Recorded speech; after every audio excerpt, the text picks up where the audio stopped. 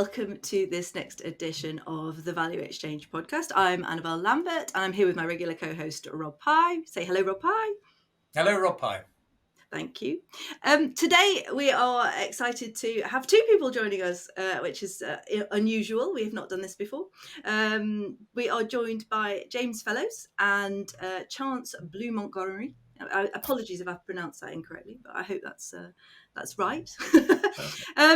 James and Chance both work together. An organisation called Bridge of Hope is where we met James initially. This is our first outing with Chance. We're excited to hear more from him and his story. The issue, the challenge, the social problem that I feel that organisation is addressing is one of inclusive employment. But facing a full spectrum of people, whether they're discriminated for their age or whether they're ex-offenders and everything in between, but on a mission to help more people get into employment through more inclusion is, I feel, the mission. So I'm going to stop talking there and I'm going to ask James and Chance to talk to us about their story, starting with James, and we'll Brilliant. take it from Thank there. you so much, Annabelle. And yep, you nailed it as far as our mission, so much appreciated. So yeah, I'll kick off and just tell you a little bit about my journey and how kind of Bridge of Hope came to be.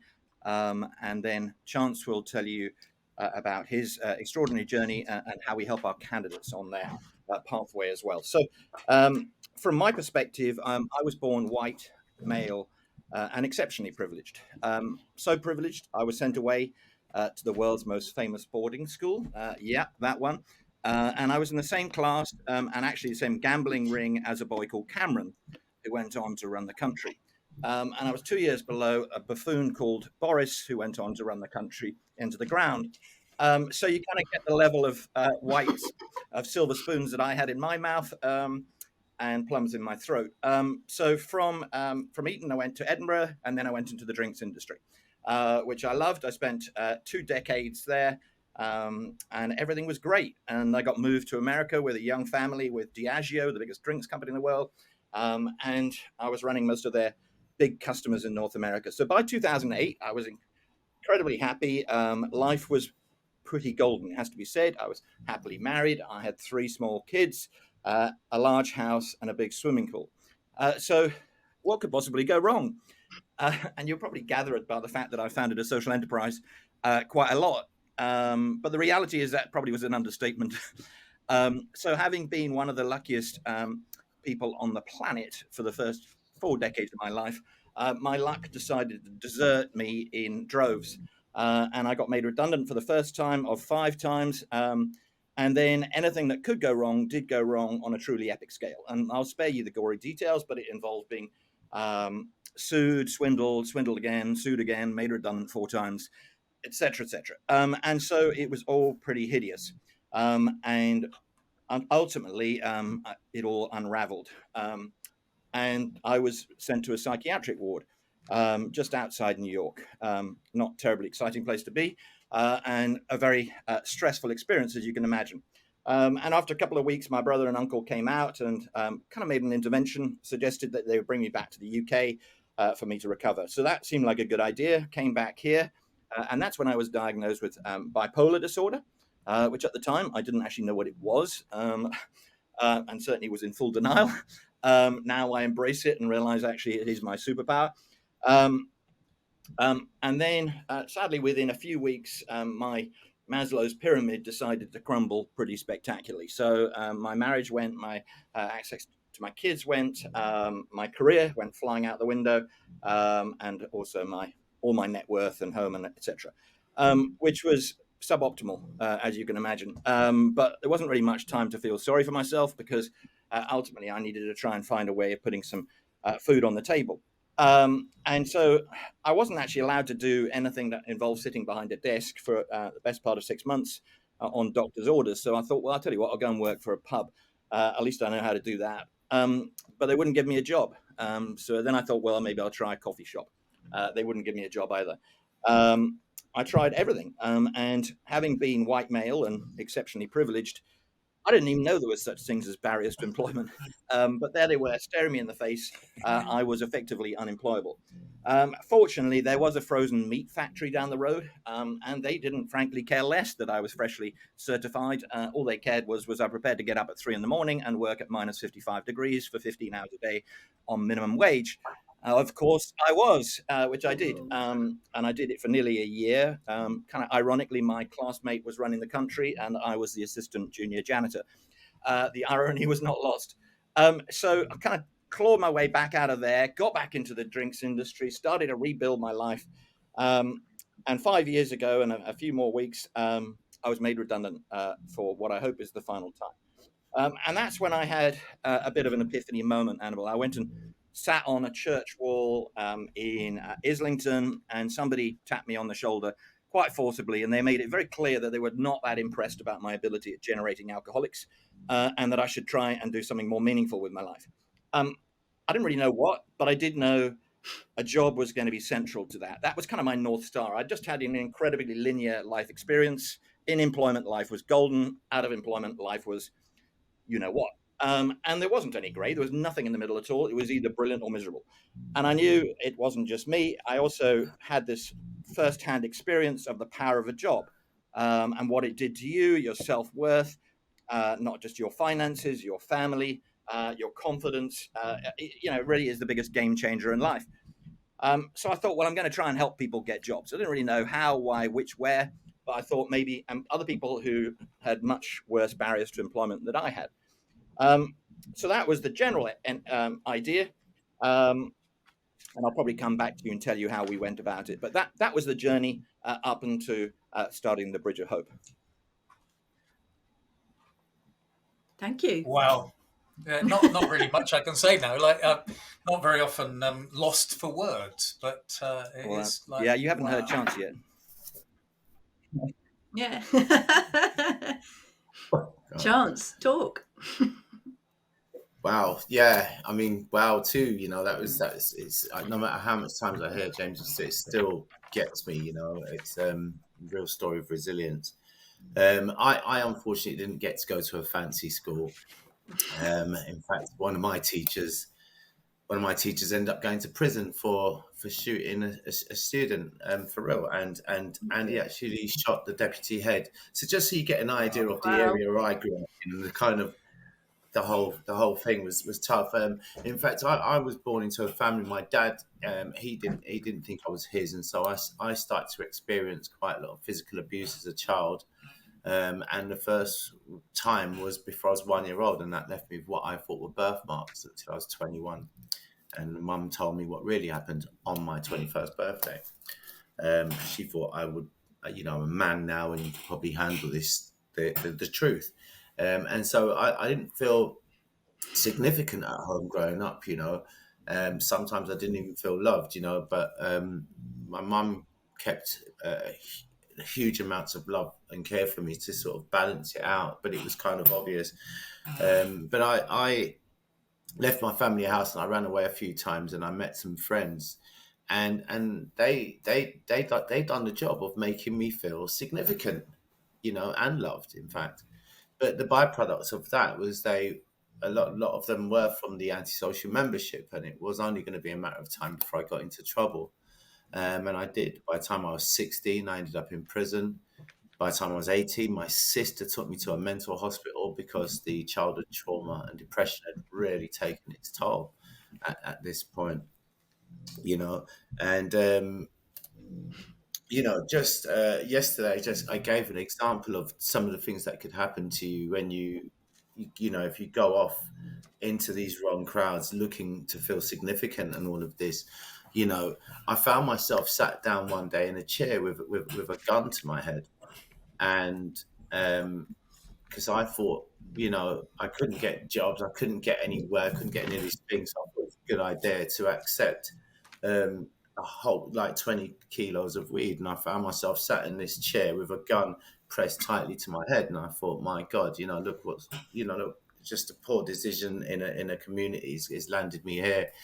And I remember seeing Sesame Street was on the television, and I sat there and I thought to myself, I thought, imagine the last two people I'm going to see are Bert and Ernie. And I thought, okay, look, I thought, even in those tough situations, you're sort of trained to try and pluck out something joyful or something that will make you smile to go out with.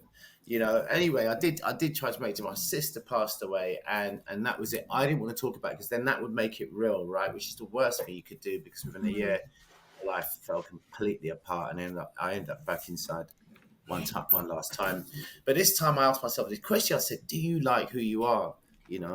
And the answer was a solid no. In fact, I thought that if this was going to be my life, my existence for my future, I didn't see the point in having one.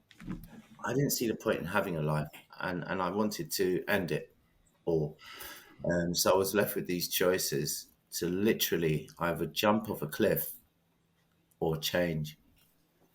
Well, you'd be glad to know I threw everything in the kitchen sink and the neighbour's kitchen sink at change, and spent 3 years and 10 months almost every day in therapy to unlock some pain and still those childhood traumas, while spending 5 years studying with the Open University to give myself an education childhood didn't afford unto me, and done swathes of personal development programs. And then this beautiful day came upon me where I was just filled with ebullience, and the warm, warm tears of joy came flooding down my face. And it was because for the first time in my entire life, I felt freedom. No more emotional discombobulation, no more anger. I was filled with forgiveness and topped to the brim with self-respect. And I realized two things had happened to me on that very day. One, my childhood experiences were no longer going to define my future. And two, I'd finally become the person I was always meant to be. And that was the day I decided whatever work I'm doing, I want it to be changing lives. I want it to be nourishing communities and making a real difference. And so that's what brought me here and brought me to find great partnership in James Fellowes. And we just want to change the world, I think. Wow. So, yeah, congratulations, both of you, really sincerely for just having the courage to share your stories. I want to come at a question.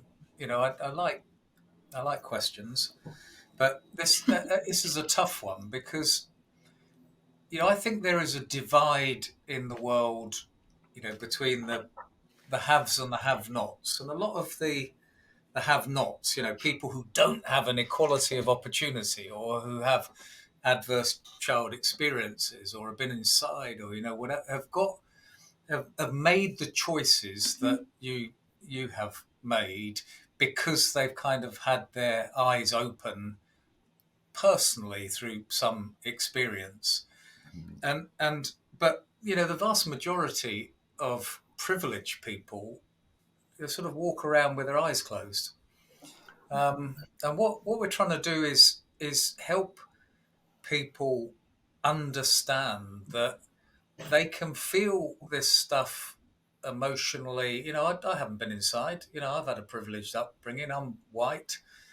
But yet through helping people and other people helping me, I do believe I feel it really, really strongly, because I'm trying to open my eyes. I won't say I open my eyes as wide as you, Chance, or as wide as you, James, and but I'm absolutely committed to this, not because I've had a trauma or a bad experience. So more people that you speak to than not are not nowhere near the experiences you both have, nowhere near that.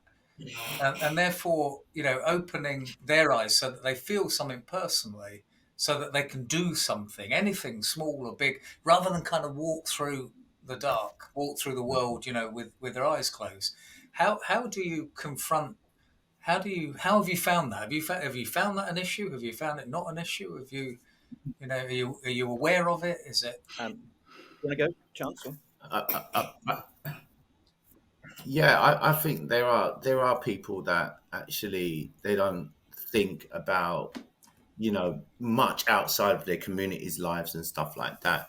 And that's, we're naturally driven by our cultural norms, and this is normal to me. And if it's not normal, then it must be abnormal, is what your subconscious tells yourself, which is not the truth, and so it's about actually and not feeling guilt. That's just life. People think like that, and the way to actually get around that is to understand that we're driven by those cultural norms. And so, I said, talking to someone just recently, and I said, if you burped around my dinner table, around my family, I'll be like, that's bloody rude, a little bit rude, not a fan of that.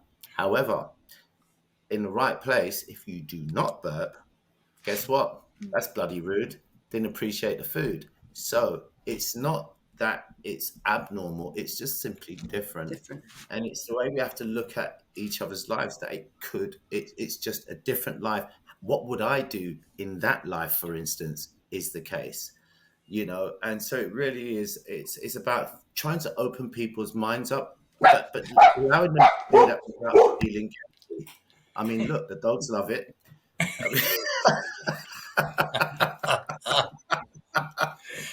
James, what do you think about the opening the mind? A couple of thoughts. First of all, Chance touched on it. Don't feel guilty, because quite a lot of people sit there and they might have heard parts of our stories and stuff, and they go, "Oh, I feel really bad. Nothing's really bad's happened to me." We're like, "Well, great. Don't feel bad about it. It's fantastic." We wouldn't, really. Neither of us would wish what's happened to us to anybody else. But hopefully the power of story can maybe open your eyes that there are other people where they haven't been as fortunate. Now, obviously, I had 40 years of pure privilege and incredible luck. So frankly, I wasn't thinking this way at all, but I was kind of hopefully a little bit open-minded and also somewhat compassionate. And then obviously chances started from a spectacularly difficult start. And being very unlucky to start with, and then has turned his life around brilliantly. So from our point of view, and our mission is about inclusive employment, we're really just focused on changing minds and getting people to go, wow, why would I not hire people like this? There's a much broader argument. That's not our gig. Our gig is to try and get hiring managers to wake up and smell the coffee and stop thinking about, oh God, if somebody's been in prison, they're off the table, or somebody's been had a mental breakdown, we'd never touch them. Somebody's had 3 years out, maybe to be a mum, or maybe to do some caring for their grandmother was dying, or whatever. We don't want to know. And so our whole mission is to kind of change that mindset. And there's a kind of an emotional piece, and we kind of show you the power of stories, but there's also there's some very, very strong commercial rationale as well. And obviously I'm a commercial background, and when kind of came up with the idea, I was like, I better work this one out and see if actually there's some logic to this when I decided to try and help people with barriers to employment into work.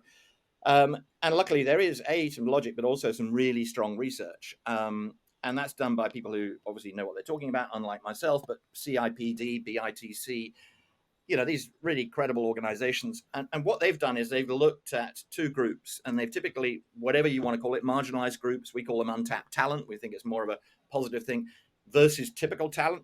And on every metric, the untapped talent wins. And then there are 2 or 3 metric where they blow the doors off. So productivity. If you're given another chance, you will work harder. From a first-hand experience, when I was the assistant junior janitor in a frozen meat factory, I worked my ass off because they gave me a chance. Nobody else would. And so the productivity is key. Secondly, retention. They're not going to be looking for another job paying £1 an hour more or £5,000 a year more or whatever it might be. 3 weeks in, they're going, somebody's given me that chance. They've given me that opportunity. I'm going to return that in spades. And they do. And the final, again, this is research driven, and it's a brilliant, if you haven't seen it, you must check out a TEDx or a TED talk by a lady called Angela Duckworth. And it's all about grit. And grit, resilience, perseverance, call it what you will. She's proven over 30 years is the number one predictor for success in didn't matter what type of environment, whether it's going into the US military, whether it's to be a really good chorister, to be whatever the hell it might be. But typically for employment, it's grit, resilience, and the ability to be able to get up you've been knocked over, you've got a bad a result, or a customer said no, whatever, to be able to say, okay, fine, right, let's just go back and have another run at it. And so that's our mission, is to try and change hearts and minds and get employers to go, rather than how do we keep them out, it's like, why the hell are we not letting them in? We've got a massive talent shortage. We want to be more diverse and inclusive, and there's this extraordinary group that we've just completely ignored. So anyway. Yeah, and there's these people talk about head and the heart, or hearts and minds, and there's no doubt that our world as a generalization is driven by economics and driven by money and driven by power that kind of comes with that, and that sort of is an unemotional business case, numbers, productivity, salaries, that kind of thing, and of course it's vital that we make a head justification for the figures. We've found, and we're increasingly working on the heart. You mentioned, James, before something, words to the effect of just because it's the right thing to do. Now, back to these two groups, and I kind of want to then unpick your business a little bit more, your experiences, but just to make the point really before getting on to that you don't have to have gone to prison, lost a child, been stabbed, or had an absolutely traumatic experience that then you have become comfortable of sharing as a transformation journey, your story. You just have to give yourself permission to share your real story. And if we, over the last 15 years, where we've given permission to people, whether you're a chief exec or a general or unemployed teenager, to just become comfortable and accepting of sharing your story, the heart side of what we're talking about, everybody gets the right thing to do. Everybody gets that, of course we should be doing that. And often, even when the figures stack up, if we work with people who don't get it because they haven't had a walk in the woods, they haven't, they're not comfortable with their story, they haven't really told their story from a personal point of view, it becomes they become a blocker, even intentionally or unconsciously. If you don't feel this, it's very difficult to get social value as, pat on the back, there's something we do over there, yes we do, inclusivity, yes we've got somebody that does that. It really needs to be driven. So, Annabelle, just before I kind of tell us a bit more about what your work is, James and Chance, or Chance and James, do you have anything you want to throw in? I just obviously a lot of, I don't know, James, we may have talked about our Young Leaders programme, but we took 65 young people in the pandemic just into our work system and just went, let's see what we can do together. It was, let's give some people a chance just to try anything that they want to do, within the framework confines of what it is we're doing, but that could be anything, and it really was very, very broad and diverse, dependent on who the people were, as to how much they could actually do as well. Just turning up for some people was the best they could do, and if they turned up, this was a plus sign. And I've got a lot of empathy, I suppose, with the just wanting to help people and actually having a mindset of, yes, figures, economics, and I everybody in a business is like, yes, we need to do this, and these are but we need it to work for us. But actually, I feel where we're going is that we just need to help each other. We need to help people. We need to want people to come and work with us. We need to want, so I'm just supporting everything that you're doing, really. I want people to sort of forget about the business and actually understand the benefits of working with people of any description. The more diverse, the better, in fact. And just let's, rather than competing, let's work together. But anyway, that's just me having a moment of alignment, I guess, with what you're doing. So Chance, maybe I'm just trying to flick between James and Chance. Mm-hmm. Tell us a bit about what you're doing, what the day job is, how you're helping people, how that how it all works. Well, Well, for me as a part of the support manager, we work with 105 charities, 25 non-Ross Group universities. But what we've created is a coalition of skills and support partners. Because it's brilliant that yes, indeed, Bridge of Hope. There's a bridge, a pathway where system-impacted candidates can walk towards employers who are looking for them. Of course, this is brilliant, but it has to be more than brilliant. The candidate journey itself has to have nourishment and support along the way.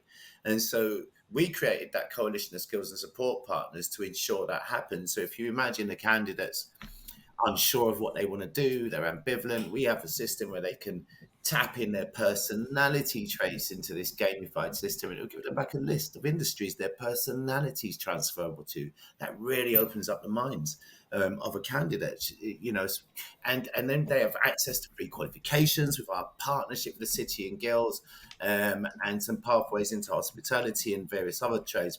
But the two that there's really, really important is the financial support. A lot of people don't think about this actually, but now our candidates can access sort of wages before payday with one of the systems we put in place. And it's really fair as well. If a candidate works 2 weeks, they can access 2 weeks, not 3, but why it's important is because it doesn't matter who you are. You go into a new job, new role, you're out of your comfort zone. And if you're experiencing social anxieties from neurodivergence, imposter syndrome, and all these emotions, and a utility bill comes in whilst you're trying to work that month in hand, it's going to raise anxiety, right? And so this is in place so a candidate can say, right, I'll take a week out of the 2 weeks I've worked, pay that bill, carry on down the good path. It keeps And them nice. we've had stupid examples in the past with construction where even on a weekly payroll, if you've got a new person in a job who can't afford the bus fare, because you're just skint, and it's like, well, how do you get to work? If you're unbanked, if a bank won't give you a bank account, and so you're absolutely right that all of these sort of things to support are really critical, aren't they? They are. They are. In the last piece on the financial piece, because we're thinking not just about the candidate. The candidate has a family. There are people to inspire in that family. And to support. And if you're a first in family grad, or you're the one that's just landed a good job, or you've got a diploma, it's not just your job diploma, or the whole family just got a degree. And that's the life of first in family grad. And so, we have a free financial advice available to them all, so that they can access it, but to the families too. So a candidate, if anyone has any financial troubles, it's like Chance will sort you out. He knows what he's doing. And it's that everyone banks their hopes on one person. And so now candidates can say, right, of course, cousin Rob, of course I can help you. I'll introduce these fantastic people. They're professionals. They'll create a budget, clear path for you to get out of your financial troubles, maintain your independence. And that reduces the pressure from our candidates, albeit a real privilege to be in a position to support your family. But it just takes that pressure off a little bit. But it also gives them this feeling that they have something that they can turn around and support family members with.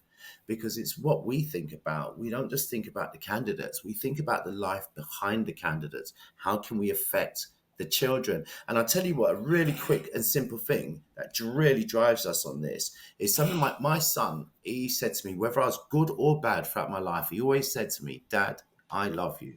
And it's always beautiful to hear that. But one day, with all the changes I made in my life, he came up to me and he said, Dad, I love who you are. And that moved me. That made me start thinking about all the other disadvantaged families.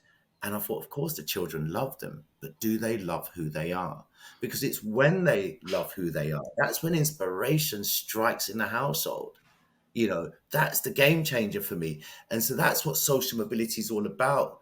From our point of view, it's what happens behind the candidate. How can we offer a support that will have an effect on the family as well as support for the candidate? So it's a much bigger deal, and it's about changing that attitude as well. People always say, we like giving people a second chance. I say, well, how do you know they're the first one? Brilliant. James, do you want to come back? No, I think I completely agree with that.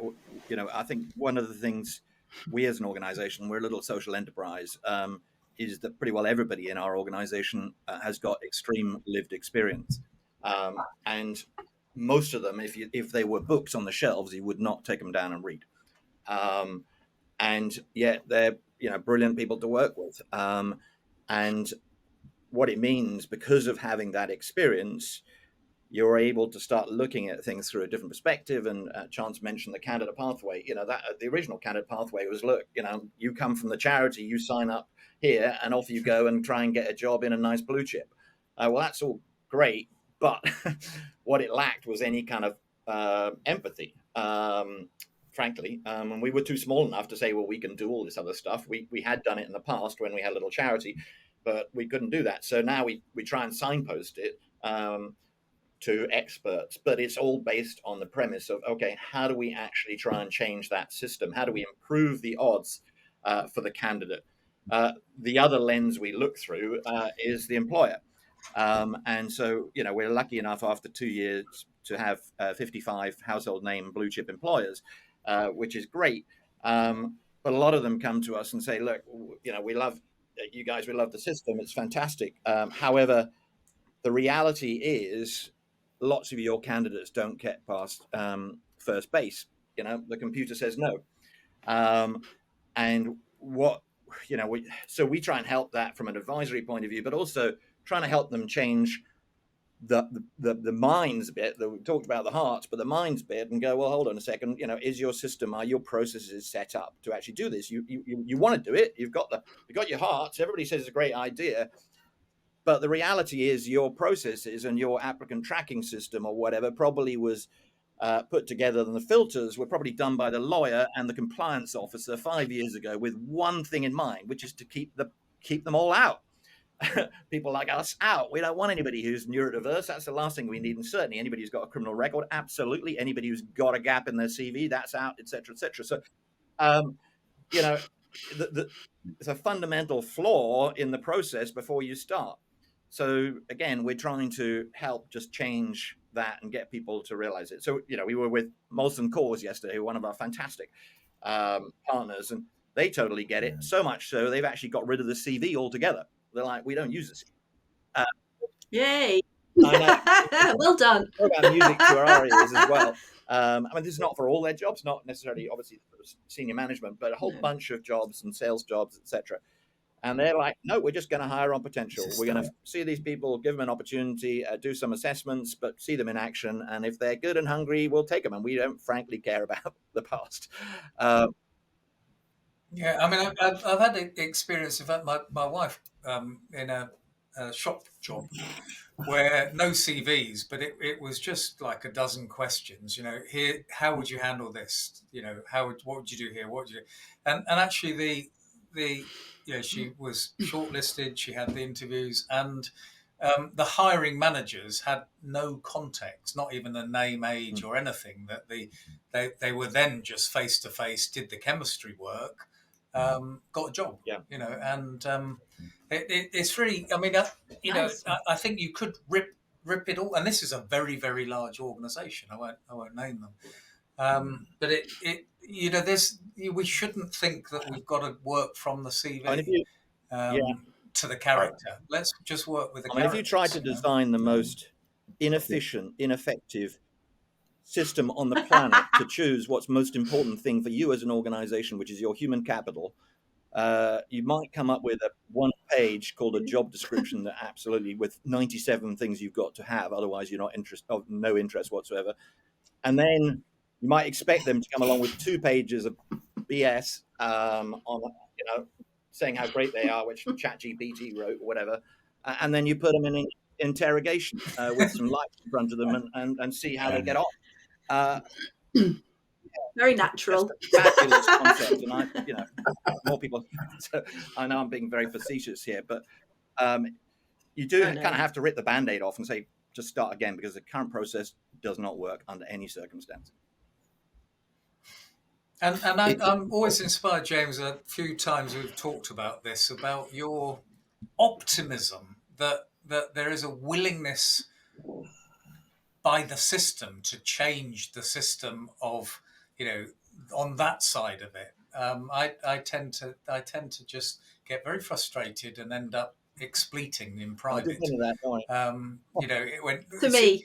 Or to Annabelle, but certainly not publicly. So I think it is very inspiring to talk with people who believe that let's just get rid of CVs, because we do talk to lots of employers and also youth support or employment support organisations, of which there are thousands. It often occurs to me that there are more of these charities and organisations who are supporting the unemployed than there are unemployed people, than there are people in the United Kingdom or the world. It seems sometimes, but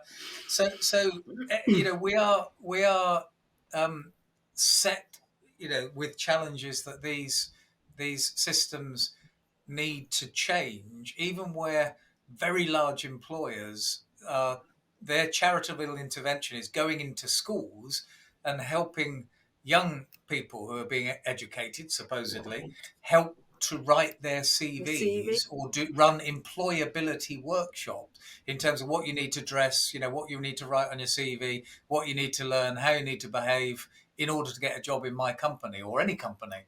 And that is really promoting a lot more of the same, rather than what you're talking about here is a lot more different things, which is very inspiring. You just need everybody to think like you, James. Life would be very different. And we'll be right. God help us.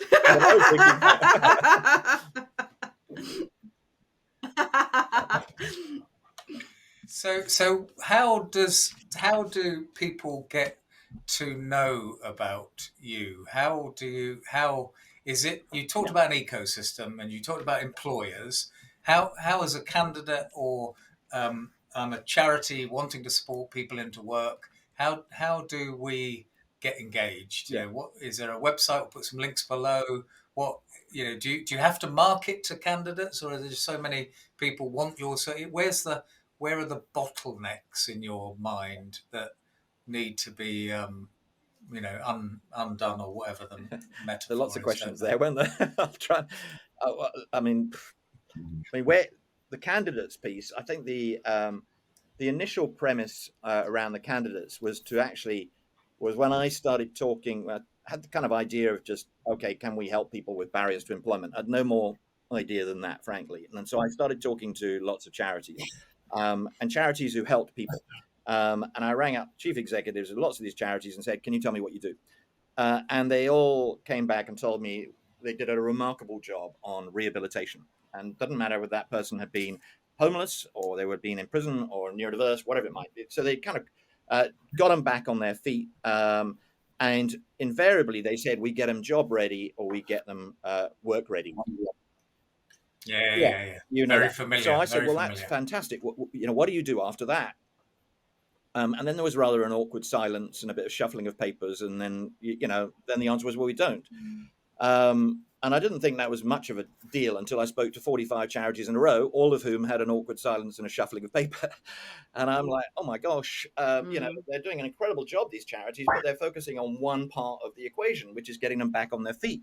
But we all know that, not necessarily the most important piece, but the next piece of that is getting them a job. And that's the final piece of the puzzle to really kind of get people back into society. And there really were very few people who were focusing around that. We'd have come across now charities. Obviously, we work with the likes of Princess Trust and Walking with the Wounded. And so there are, but originally the ones I talked to just focused on rehabilitation. So it kind of struck me, there's this group of people who are now back job ready and want to get back in society. But the one thing they lacked was any mechanism to do that. And even 5 years ago, there was a shortage of talent and employers wanted to be more diverse and inclusive and didn't know where to find them. And so that was the aha moment of why don't we bridge that gap, hence the bridge of hope. Yeah. So a lot of our candidates come from referral partners. As Chance mentioned, we have over 100 charities. We expanded also to non-Russell unis, so we have 24 of those. We do boot camps, social enterprises, and anybody who's got people who ultimately needed a job, it is 100% free to them, 100% free to their candidates. You can go straight to Bridge of Hope Careers, get them to register, and off you go and get your candidates to register, and there will be 50-odd companies looking for people like them. or you can contact us, bridgeofhope.careers, or we'll put in our LinkedIn profiles. Come to us direct, and we're happy to try and help there. So we have the referral. People come from referral partners. We also have organic. And so a lot of people hear about us, see about us. Maybe we do a lot of podcasts and webinars and all sorts of stuff. We have to get out there and tell our story. We don't have any marketing budget. And so they might go, well, I'm a mum returning to work. I don't know where to get a job.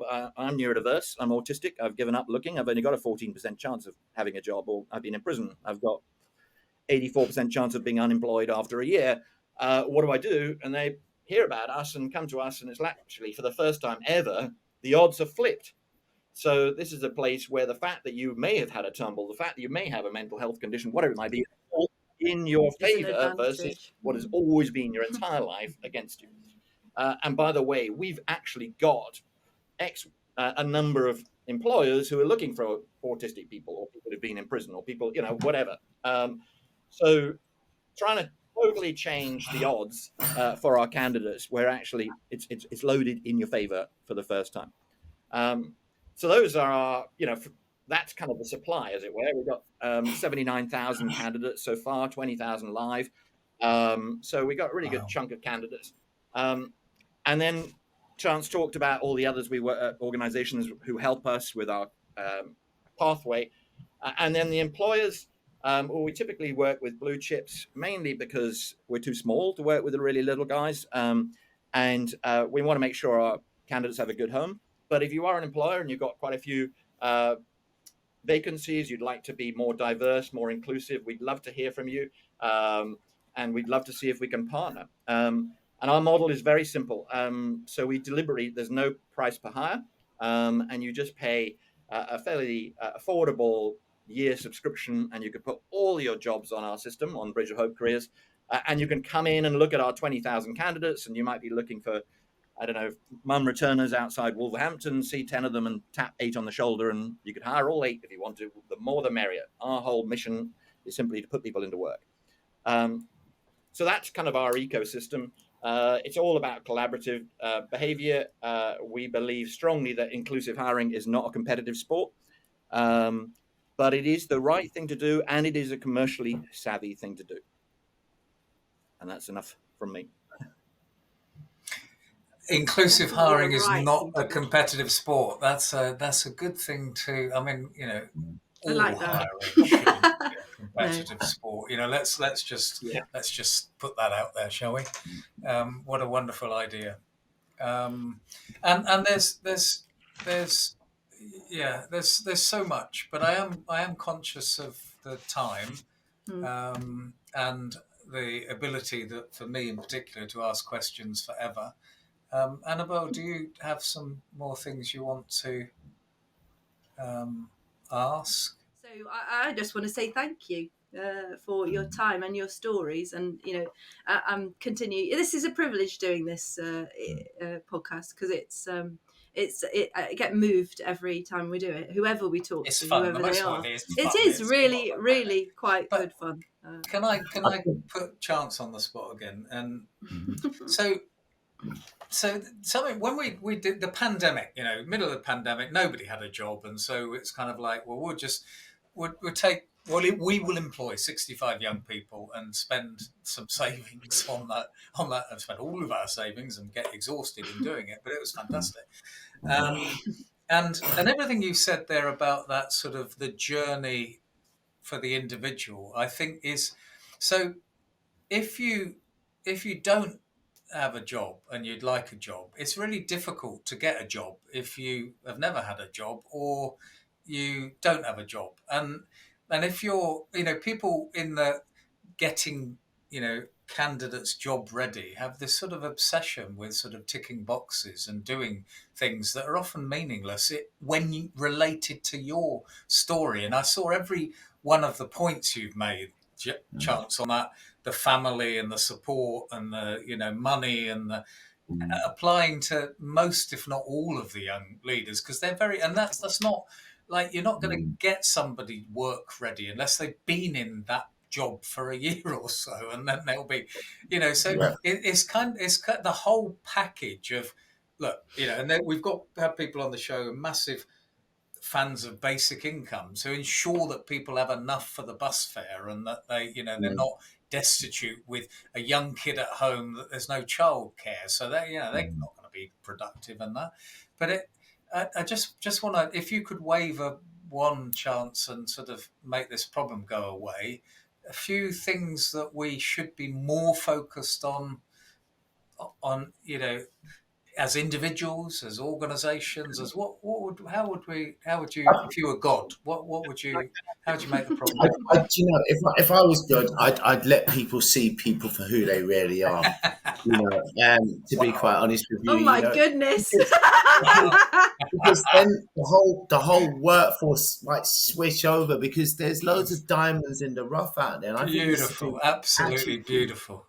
it's the attitude that needs to shift. At the moment, like we are going into that jewelry shop and we're buying that ready cut diamond, and jeweler's got lovely smile on their face. But guess what? Some of them are zirconias because mum wrote the CV, or chat GTP, as James said. So we are look at the diamonds in the rough who only need a little polish. They'll sparkle like any other diamond. And it's the resilience, it's pressure that made that diamond special in the first place. Well, it's pressure that has made our system impacted candidates so gritty, and so resilient. So who said I couldn't do this? Who said I couldn't function in the corporate world? Of course I can. I have every single skill and ability to do that. Just show me how.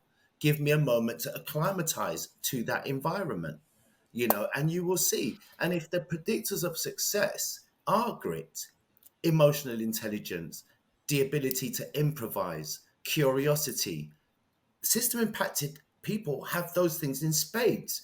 They are missing the opportunity to be successful given they have those traits. We are doing them a disservice, and we've got to stop recruiting, in fact. Yeah. For people that are listening, they can't see my head nodding with all the things you said. It look absolutely magic. They've got to stop recruiting and start changing lives, because if they do that, then the interview questions will change. Then the attitude to recruitment will be different, and you'll fill your place with those diamonds in the rough. And it's just, it's like doing yourself a disservice not going and finding them.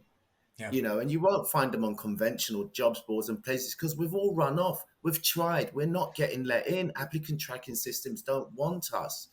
And so places like Bridge of Hope and people that function like us, it's where we're all running towards.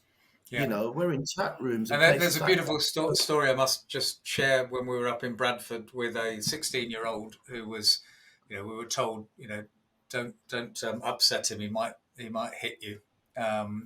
This tends to be what he did. But this scheme that these young people are on, caused them to go into this job central place every day and write CVs and apply for jobs, because that, in order to get their money, they had to, the one young person we're talking to said, well, what do you like doing? What are you good at? Who are you? Bring your whole self to it. And the story was that he was really, really good mechanic in his block of flats. He was building these bespoke motorbikes, and he was making a lot of money, thousands of, sell them on, it wasn't eBay, it was Facebook. But the only problem was he used to do that at 3 a.m. So he had lots of ASBOs, and, he was going to get kicked out of this flat because he was like revving up motorcycles at 3 a.m. But and we said, well, who locally, who knows that you've got these talents? Who do you, because he loved doing it. And he said, well, nobody. I haven't told anybody. So I said, what? Why have you not? Why do people? He said, well, they haven't asked me. And there's, that was it. It was just all we needed to do was see him for who he really was, i.e. the potential, rather than what the CV said. And what an incredible story. Who knows about you? Who have you told about you? Nobody's asked him. And that's such a powerful point. Brilliant. Chance, thank you. So I want to add my thanks to you both. It was so powerful, and like a good record collection, I'll come back to this one time and time, and I hope other people do, because we'll just point them at your stories. So we're building such a wonderful record collection, and we won't let people scratch it. So thank you for the recording. It was a privilege, and until the next time, on your Annabelle. podcast. Yeah, It was thank brilliant. you. Thank you both so much.